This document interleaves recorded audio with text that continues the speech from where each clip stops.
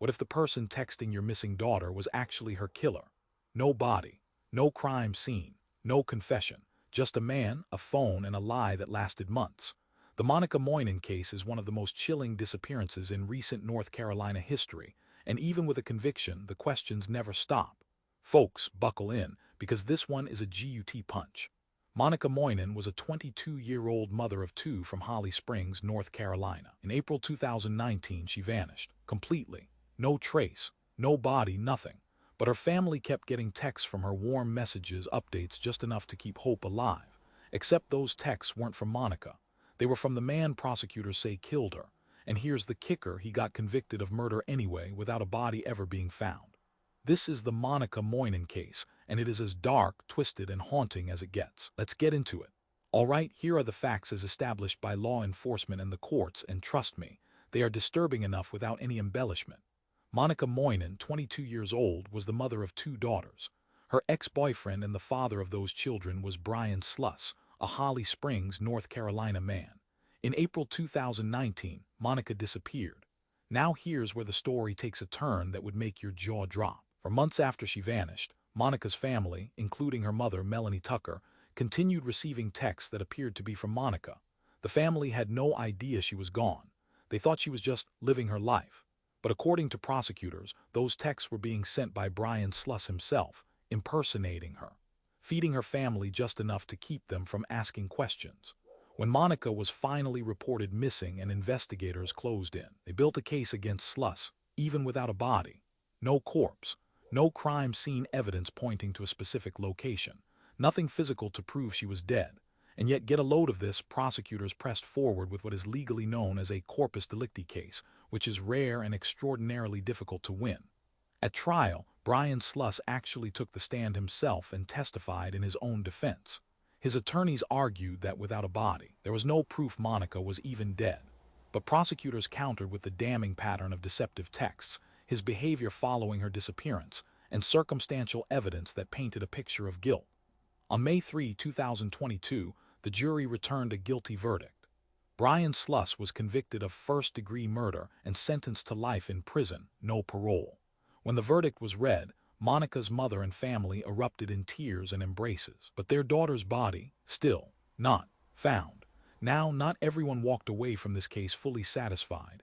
And that is worth discussing because the legal system is not infallible and the people raising these points are not crackpots. They are legal scholars and defense advocates asking serious questions. First, the no-body problem. Defense attorneys and legal experts have long argued that convicting someone of murder without physical remains is one of the most dangerous maneuvers in criminal law. What if Monica Moynan is still alive somewhere? What if she chose to disappear? The defense's core argument, that you literally cannot prove someone is dead if you have no body, is not an unreasonable legal position. It has acquitted people before, and it has also allowed real killers to walk free. It is a double-edged sword. Second, the reliance on circumstantial evidence.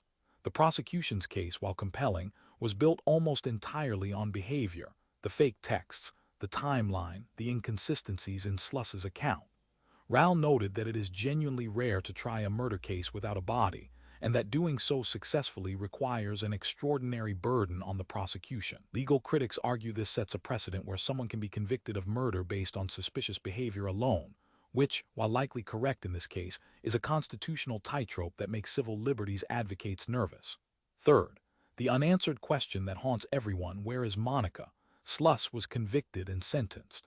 He has not, as of reporting, disclosed the location of Monica's remains.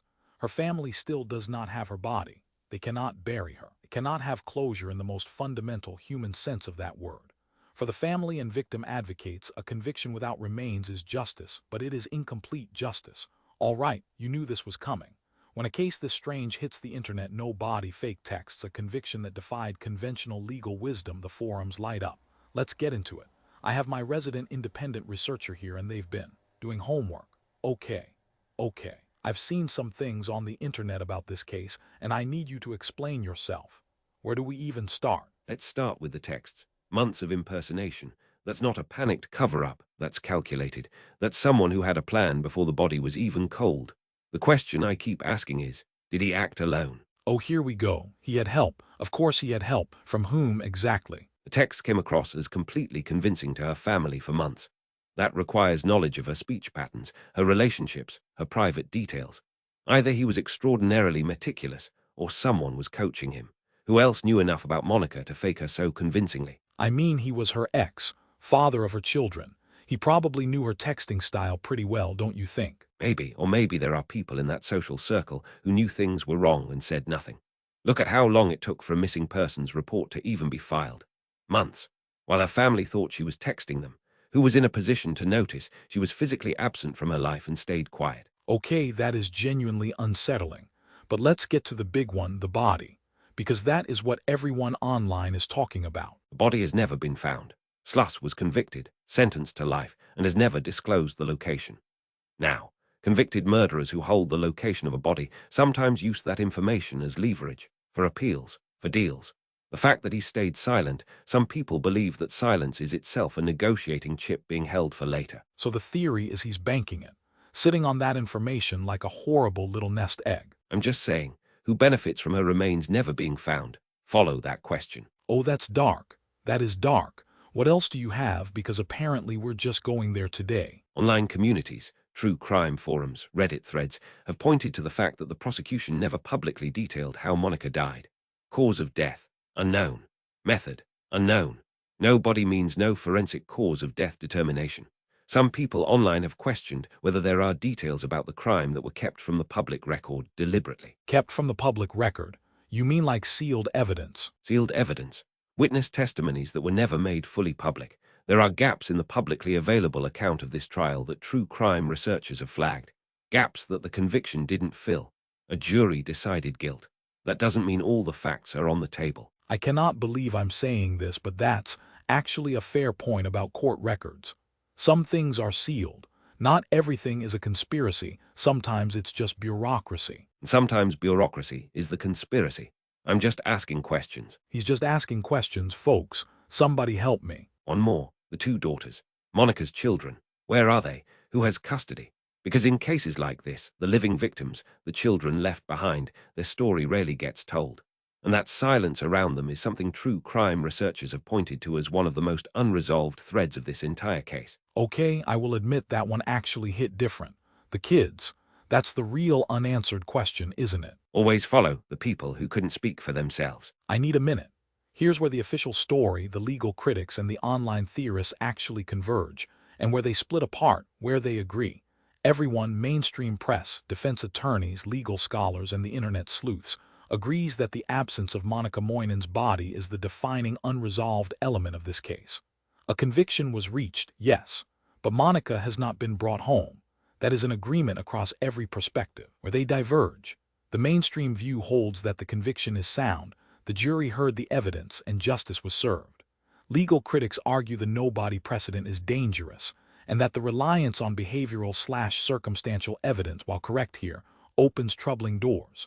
Online communities go further, speculating about cover-ups, undisclosed evidence, and unanswered questions about the full social network around this crime. Hard truth. Brian Sluss's months-long impersonation of Monica via text is not disputed. That behavior, more than almost anything else, sealed the prosecution's case in the eyes of the jury, and frankly in the court of public opinion too. All right, here's where I have to put the theatrics aside and give it to you straight. Brian Sluss was convicted by a jury of his peers after a full trial. The evidence, circumstantial as it was heard, weighed, and judged. The fake texts alone represent one of the most damning patterns of post-crime behavior in recent North Carolina legal history. A jury of 12 people agreed. Beyond a reasonable doubt, he did it. The legal questions about no-body convictions are real and worth taking seriously as a matter of jurisprudence. But they do not, in this specific case, translate to a credible claim of innocence given the totality of what was presented. The conspiracy theories about undisclosed evidence and social circle complicity are, as of available public record, unsubstantiated. They are the natural result of an internet that craves complete answers in a case that, by its very nature, cannot provide them. What is undeniable is this: Monica Moynan was a 22-year-old mother. She is gone. Her children are growing up without her. And somewhere, unknown to her family, unknown to the public, her remains have never been laid to rest. That is not a conspiracy theory. That is a tragedy, and it deserves to be remembered not as a puzzle to be solved for entertainment, but as a human life that was taken far too soon. That's the Monica Moynan file, officially closed in a courtroom, unofficially wide open in the hearts of everyone who wants her brought home. Drop your theory in the comments. Hit subscribe if you want the next classified briefing. And remember, the truth doesn't care if you believe it.